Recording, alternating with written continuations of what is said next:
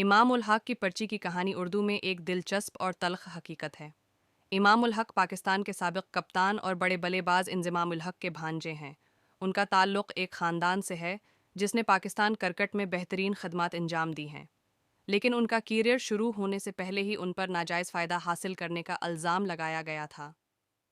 इमाम उल हक ने 2017 में one day international में शुरुआत की और श्रीलंका के खिलाफ अपनी पहली हाई प्रोफाइल मैच में सेंचुरी बनाई 12।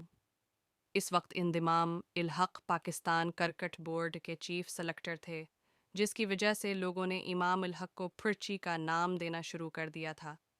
23 पर्ची उर्दू में इस शख्स को कहते हैं जिसको बगैर इस्तेहकाक फ़ायदा हासिल होता होटरी।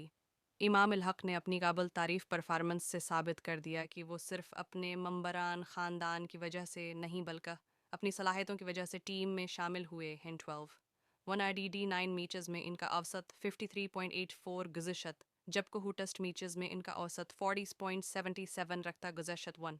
हाल में वह रोलपिंडी की पहली टेस्ट में ऑस्ट्रेलिया के खिलाफ दोनों व्यापारियों में सेंचुरी बनाने की कारकर्दगी की बदौलत आपकी कद्र कीमत मज़ीद बेहतर हुई है। इमाम अल हक ने खुद बताया है कि वह नेपोटिज्म की वजह से ज़हनी अज़ाब का शिकार रही ही, जिसकी वजह से आपकी वालदी तक आपको कहेल न दिख सकी ही तरंग।